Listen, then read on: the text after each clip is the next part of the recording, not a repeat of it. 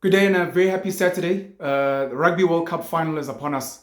I wrote a piece on social media specifically because so many people had been trolling me for supporting the New Zealand All Blacks as a South African who supposedly should be supporting the Springboks. And I wanted to read this piece for you. Growing up in South Africa in the early 1990s, I was part of the transition from apartheid into a new democracy. I was the first black in certain things in the white primary schools. I was the first black head prefect in primary school. I was the third black head prefect in high school. And I was part of the first blacks to play in the first rugby teams in primary school and in high school. This is very important because as a first black, it means you're getting into a white space and a traditionally hostile space because we are coming from an apartheid era where black people were kept away from certain spaces.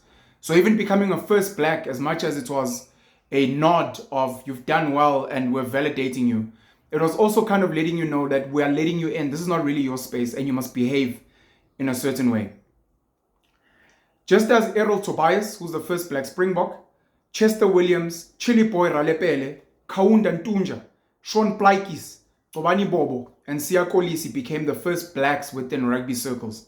Errol Tobias became the first black/colored Springbok player, Chester Williams becoming the first black/colored player to play at a World Cup. He was the wing when the Springboks won the World Cup in 95 against, ironically, the New Zealand All Blacks.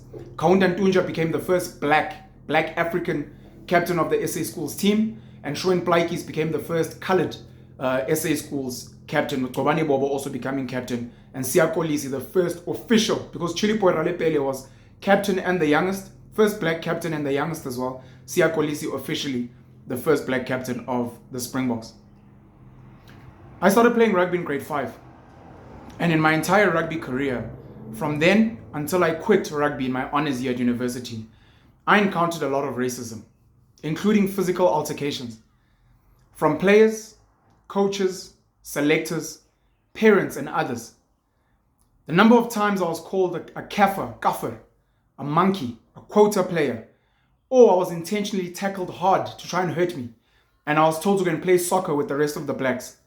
I ended up developing a thick skin, and it's not by choice. The coaches and the players would make you feel out of place, and they would shaft you out of position because they wouldn't want you to be in a decision maker position. As a black kid, you must go to the side and just run really hard and behave. The Springboks was seen as a White Afrikaner team back then, and one of the last powerful symbols of apartheid.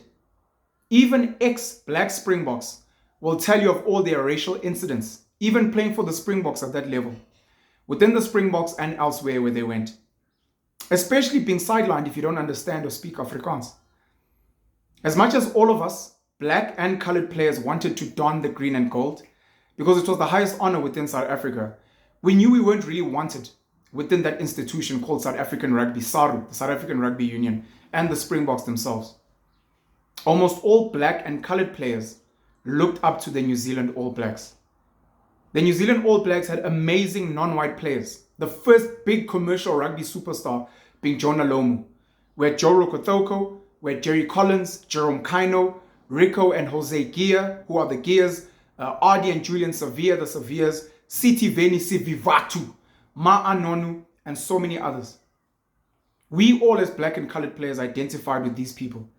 The Maoris, the Fijians, the Tongans, the Samoans, they represented us. And not only that, but they were diabolical on the field. They were not quota players. They would dominate everyone on the field. White Afrikaners in SA, the ones that black people feared, were dominated by these same Polynesian guys on the field. Imagine what that does to a young black boy in South Africa from a psychological, motivational, inspirational perspective. Even today, when you look at the best black and colored players in South Africa, the way they sidestep, goose step, their ball skills, the style of play, all comes from watching New Zealand rugby. It is akin to watching Brazilian football flair.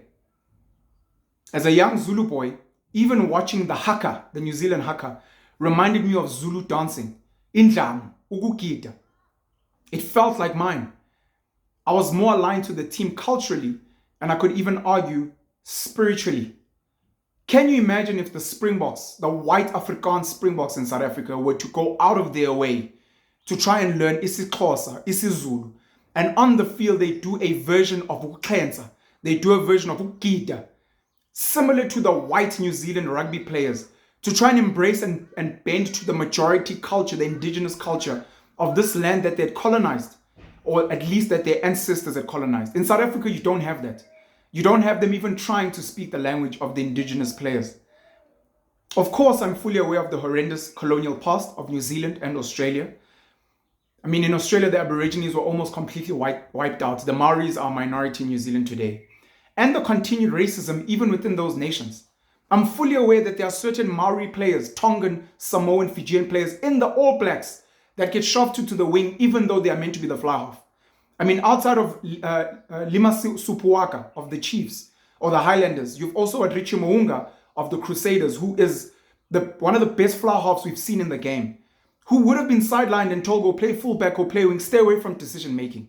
He had to be better than even the best player in the world, being Bowden Barrett at the time, and become sensational kicking, have super speed, be amazing in defense, just to start at 10, where so many less amazing white players get to play. This is the racism we have today. Aaron Smith has to be one of the greatest scrum halves of all time to be a scrum half. George Gregan in Australia with the Wallabies had to be one of the greatest scrum halves of all time just to play in a space where so many mediocre white players had donned the jersey. We see the same today in South Africa with Brian Habana, who was actually a scrum half in high school and made SA schools at KES. He went to play center at the Bulls and at the Lions, and then he was shafted to wing, where he became one of the greatest rugby players of all time. But he had to move out of decision-making positions to go and stand far away, catch and run. Vang die bal en hardloop. Hardloop vinnig. Hoek toe is where we shafted to as black players. I obviously need to add that the All Blacks are the best sports team of all time globally. You can bring American football, you can bring the NBA and basketball, you can bring cricket, you can bring football.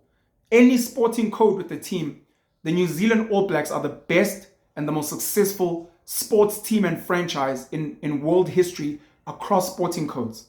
So even at a face level, that is a good enough reason to support them. It's like supporting Brazilian football. It's like supporting Spanish football. It's like supporting any group of people that are world champs. It's supporting the Chicago Bulls or the Los Angeles Lakers. If you add that, you have a recipe for full-on adoration. The white All Blacks make an effort to learn the Maori culture and the language and are humble to everyone, even opposition. You see this in people like Richie McCaw, people like Dan Carter. Compared to the racist Afrikaners we had here, and we still do have today, who were arrogant from what I would encounter growing up and who are still arrogant even today. Some of them, of course.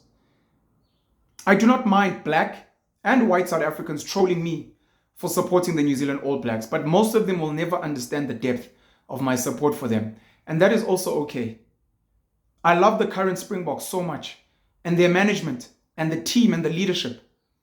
But the Heineke Meyer era wasn't so long ago, and I could still feel the bitter taste of racism during that era. This is not to say Heineke Meyer was racist as a Springbok coach, but the way he was running and selecting and putting players on the field left that bitter taste of something that I knew before.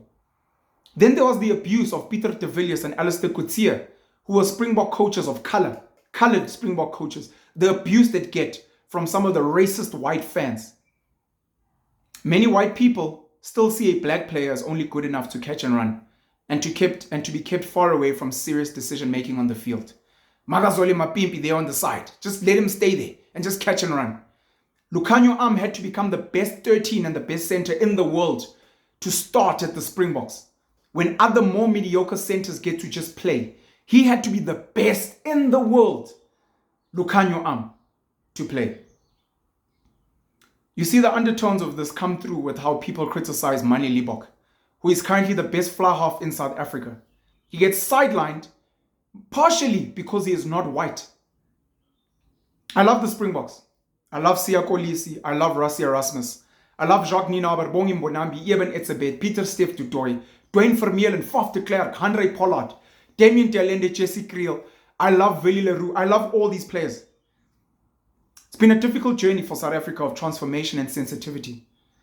I get emotional and my eyes water whenever I see that clip of Rassie Erasmus finally getting to understand the story of Magazole Mapimpi You can go watch this on Chasing the Sun, the documentary on how the Springboks won the last Rugby World Cup in 2019. But I'll always love the New Zealand All Blacks. It's got fuck all to do with a lack of patriotism. I love South Africa very much. I fight and work for this country every single day. I put in work to educate people about this country, and I try to drive non-racialism and merit in many spheres outside of just sports.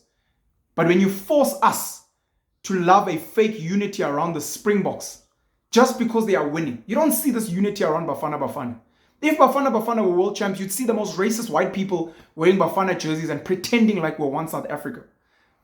When you force us to love this fake unity around the Springboks, when we've experienced the worst racism within South Africa and within South African rugby, you are gaslighting and disrespecting us and our experiences.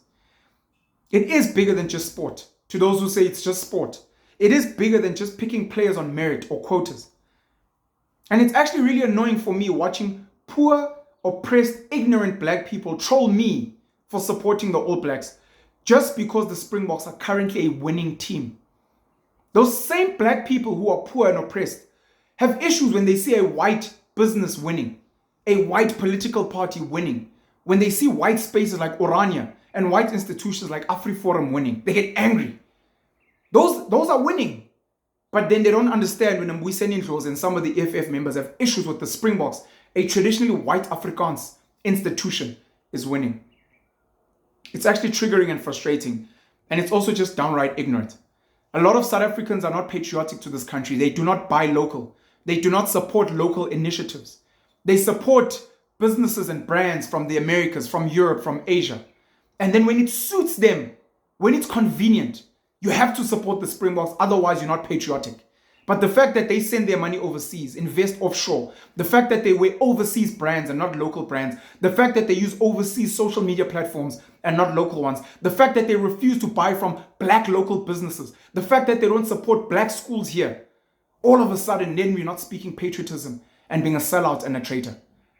Even if you look at the black players within the Springboks, it's something I've raised before. Not all of them, most of them do not represent the traditional or the normal, ordinary black South African. It is convenient for them to support Bongi Mbonambi when the English are bashing him. It is because they are supporting the Springbok brand. If the same Bongi Mbonambi was seen wearing a red EFF t-shirt and a beret, those same people that were defending him would attack him because it's not about Bongi Mbonambi. It's about the Springbok brand that they love so much. Today, I support a better transformed Springbok team. A team that I quote on social media platforms all the time. And a team that I cherish so deeply. I speak about building a Springbok economy, a Springbok social space, having a Springbok government that is world-class and world-winning, that is diverse in its beauty. My own children, Unkunz Malanga, my firstborn son, and my other kids, support the Springboks and as their favorite team. It makes sense and it makes me so happy. That is the team for them to support. But today, in the Rugby World Cup final, I also support the New Zealand All Blacks. They stole my heart as a young black boy in a polarized nation, playing an extremely racist sport in South Africa. As you enjoy the Rugby World Cup final, as you think of the Springboks and who they are and where we come from as a nation, as you attack me and other people who support the Springboks and you don't understand and you call them sellouts, just take a moment to understand the depth of that. The New Zealand All Blacks play the best quality of rugby in the world. They're the best sports team in the world. Their white players make an effort to bend towards the indigenous cultures, the Haka and the Maori people. They are inclusive. They understand, and as much as they have their own issues of racism and those kind of things, they are trying, which is more than many of us could say here. This is why I've said I appreciate Rassie Erasmus and Jacques Nienaber for so effortlessly integrating black boys and black players in their team without making it feel like quotas, that they are there on merit, that they deserve it, and giving them a chance. And Rassie Erasmus has been honest about the politics in this country, even in his documentary if you watch it. This is the country that we're in. I love the Springboks. I love them and I support them. I want them to win. I do not hate the Springboks. You won't hear me saying, fuck, I hate the Springboks. I hope they fucking lose. Never. I love the Springboks. I just prefer the New Zealand All Blacks because as a young boy growing up, they were the team that spoke to my heart. They were the team that inspired me. And so many of your current favorite black, colored especially, and actually many, many white South African rugby players as well. Let's enjoy the rugby. Let's enjoy what it means. Let's enjoy the depth and the beauty and the spirituality and the cultural aspect of all of this. To the Springboks, to Siya Kolisi, Rassie Erasmus, Jacques Nienaber, and the boys, I wish you nothing but the best of luck. To the New Zealand All Blacks, Sam Cane, Bowden Bear, Richie Mounga, Aaron Smith, Adi Sevilla, and the boys. Ian Foster as the coach. I wish you guys nothing but the best. May the best team win today, and we hope we have a really, really spectacular finish to this really, really thrilling Rugby World Cup final. Pen you all the black pen. Love you guys very much. Let's carry on growing and building and learning and transforming spaces where we can together. Cheers.